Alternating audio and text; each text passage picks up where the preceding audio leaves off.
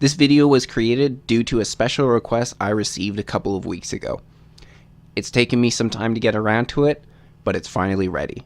Here's everything you need to know about fluoridated water.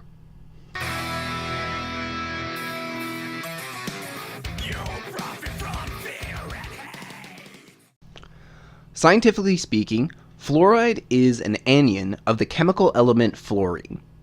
What the hell is an anion?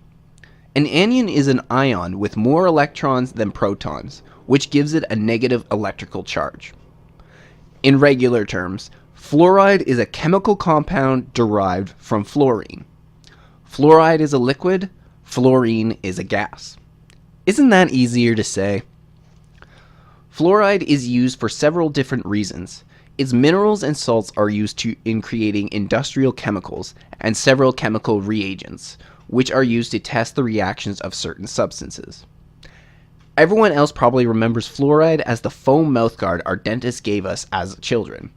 We would sit there, drooling uncontrollably, using only a small suction straw to clean ourselves up. Personally, I always chose banana split as my favorite flavor. Fluoride is used at low levels to prevent cavities. Toothpaste has fluoride. Fluoride is also dangerous. The most obvious ways have to do with human contact. Fluoride is a weak acid, and different type of chemical makeups can create even more powerful acids. So naturally, the corrosiveness causes damage to skin, eyes, the internal organs, etc., etc. However, these chemicals can also be turned into weapons of war. Perhaps you remember a few years ago, in 2013, the chemical attack that took place in Syria. The Ghouta chemical attack happened early into the Syrian civil war, and while the death toll estimates fluctuate, the lowest numbers place the dead at about 280. Sarin gas, which was used in the attack, is made up of different fluoride chemicals, such as sodium fluoride. The effects of various fluorides are destructive to the human body. Sodium fluoride causes various forms of cancer. It also causes detrimental effects to the air passages, heart, brain, and other organs. Ammonium bifluoride has similar health effects. These products are obviously bad for all of us, which is why in 1991 the Commerce Department for Illegal Chemical Shipments added both sodium fluoride and potassium fluoride to the list of controlled substances. We can see why we would not want these substances to fall into the wrong hands, or in the wrong water supply. Yet both these chemicals, sodium fluoride and potassium fluoride, are used in fluoridating local water supplies. Sodium fluoride is more commonly used because it is also more economical. For some time now, governments across the West have added fluoride to the local water supplies. Of course, these are in small amounts, and it is said that it is for the benefit of our oral health, as this small amount of fluoride helps to prevent tooth decay. The amount of cavities and tooth-related problems have been dropping across the Western world, and many officials attribute this to the fluoridation of our water. Off the start, we have to acknowledge the large lapse in moral judgment. One of the key principles of Western political philosophy is consent and choice. We the people decide how we live our lives, what we ingest. Yet none of us have consented, none of us have chosen to have fluoride added to our water. Oral hygiene is the responsibility of all of us, and for most part, the basic brush, floss, and Listerine is enough to maintain our teeth, as well as a regular trip to the dentist. When we look at fluoride, it is a poison. I don't believe that ingesting poison, even in small amounts, is a good substitute for oral health.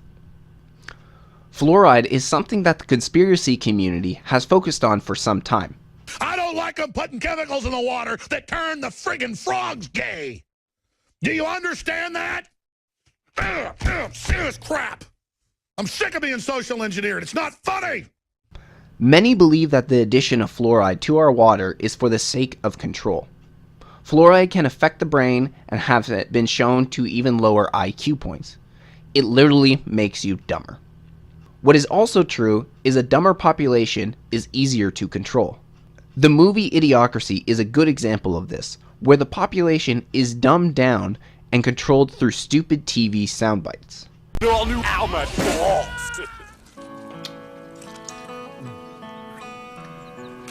hit in the balls.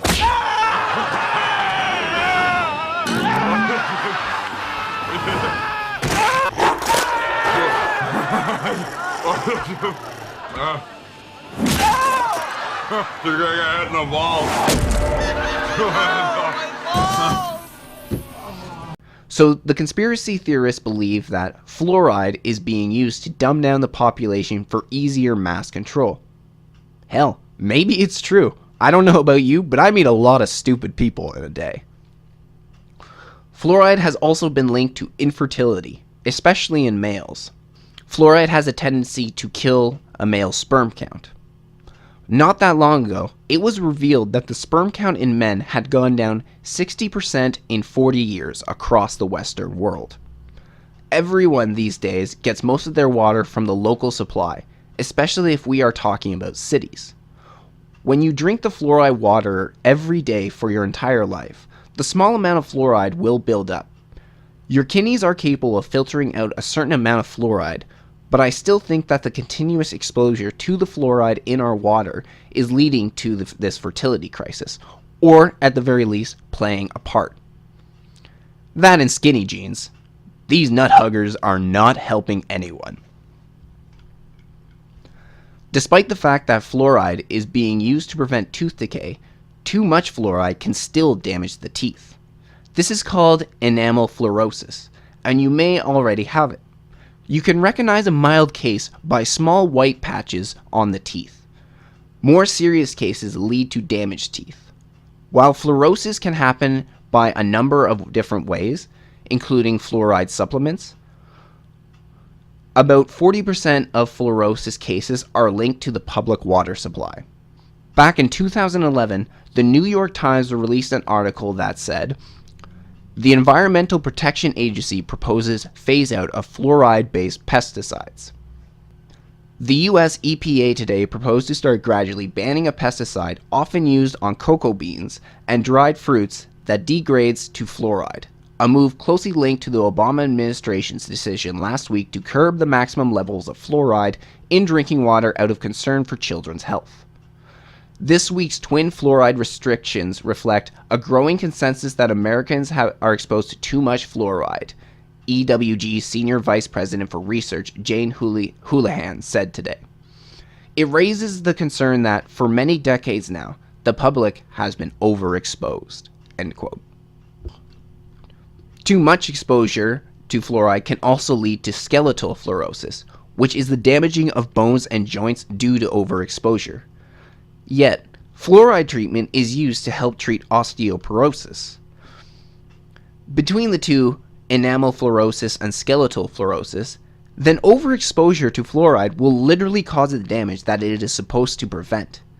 Since at least 2005, 23% of Americans aged 6 to 39 suffer from a mild case of fluorosis. A number of studies can be accessed from the US National Library of Medicine. I gathered mine through PubMed Central, a website that offers free full-text archives from the library. Many of them show that rural communities suffer less from osteoporosis and other bone-related diseases than people in the city. At the same time, many rural communities work on well water and pumps, and in order to reach the same level of fluoridation, the rural communities add fluoridation tablets to the water. It is not clear if there is a correlation between these two facts. And that being said, in some rural areas, they did have high concentrations of fluoride. But from what I can gather from my research, lower levels of fluoride in rural areas are significantly more common. Children are the most at risk in terms of fluorosis. It takes only 60 milligrams of fluoride to negatively affect a child under the age of 6. I can't imagine the effect the fluoridated water is having on the unborn fetuses of pregnant women.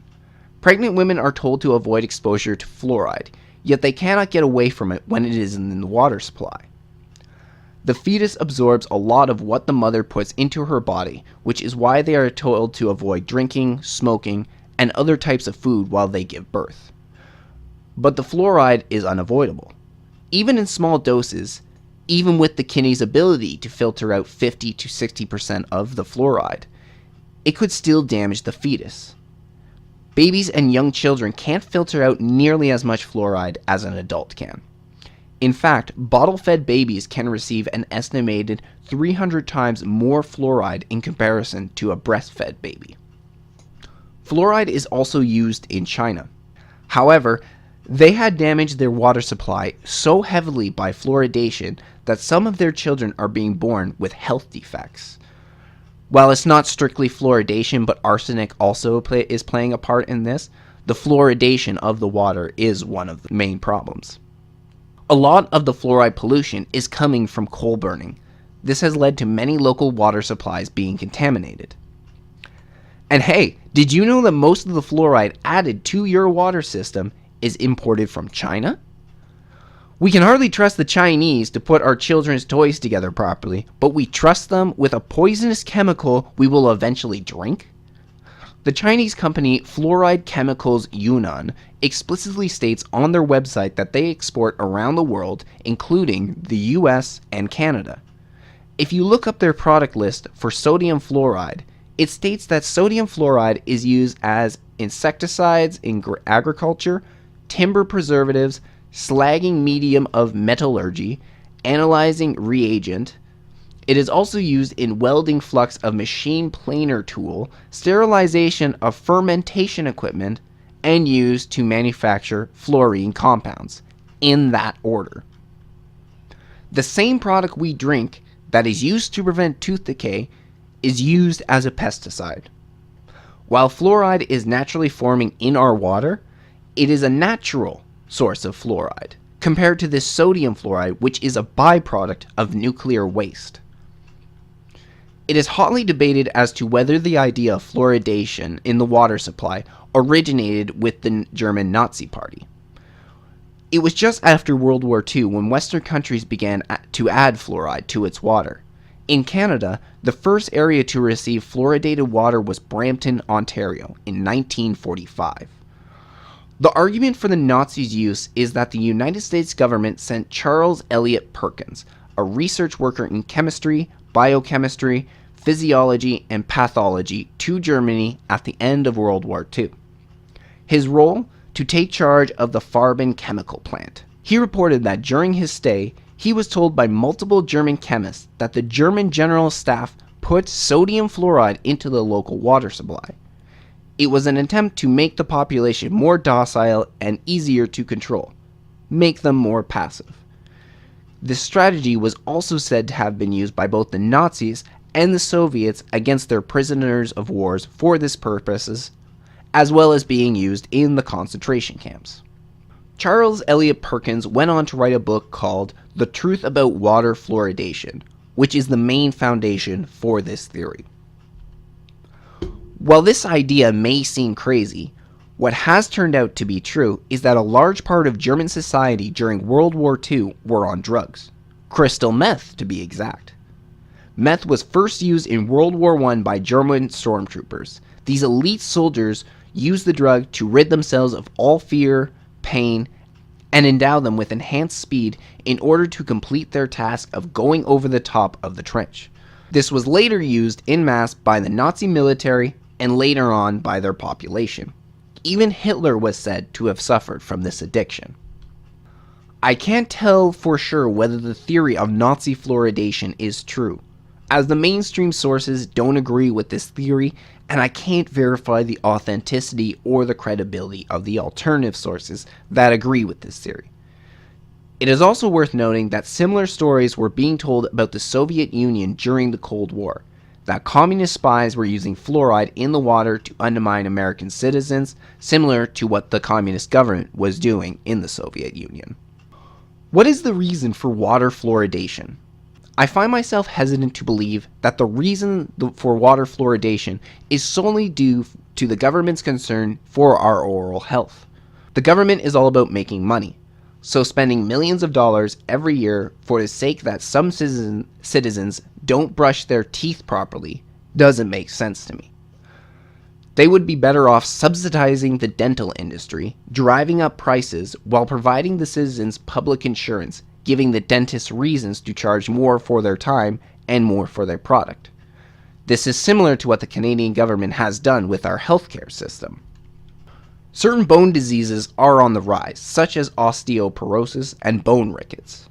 While most likely due to numerous factors as to why this is the case, it is possible these are the effects of drinking fluoridated water long term. Sodium fluoride, the main chemical used, has also been linked to certain types of cancer, including bone cancer. Cancer is another disease that is all over the place these days. If there is some malicious use of fluoridated water by the government, then I believe the main reason has to do with keeping the population buying the government's product of healthcare. If the fluoride causes health effects later on in life, then this will bring a lot of revenue for the government, especially in Canada. As I follow the money, this seems like the most likely possibility. While the idea that the fluoride is used to lower the population's IQ is believable considering the sinister history of government, I don't believe this is the most economical way to do so, and as such it has more to do with healthcare. Even if the fluoride in low quantities prevents tooth decay, like the government states, the long con would bring in more revenue. Although, if this is the case, I completely believe that Big Pharma has a hand in it, because they would also benefit from this the most, since their products would be required to cure the diseases or contain the problems that come with the diseases. The other option would be that the government is ignoring the health facts for the sake of oral hygiene. Fluoride is the only chemical added to our water purely for the sake of medical purposes, not sanitation purposes. From what I can tell, the government doesn't care that much about us. While I hesitate to say that the addition of fluoride to our water system is for the purpose of control, the health effects are clear. The use of fluoride is clear. The government has taken an unusual and an uneasy interest in our mouths, and have not been clear as to why this matters to them. They have violated our constitutional rights by forcing this decision upon us. It is an illiberal move because it is specifically using government power to force this on the population, removing the choice from the individual. In the past, government who force a decision on its citizens, such as this, have ulterior motives to do so, and most time it is about control and power. So we can't take this fluoride situation as a simple public health issue. I would recommend everyone get themselves a good water filter. Sodium fluoride is not a natural fluoride. This is what you are drinking from your taps. With all the other uses for sodium fluoride, we don't have reason to trust it. Despite this, I don't encourage anyone to stop brushing their teeth. I don't like them putting chemicals in the water that turn the friggin' frogs gay. Do you understand that? Serious crap. I'm sick of being social engineered. It's not funny.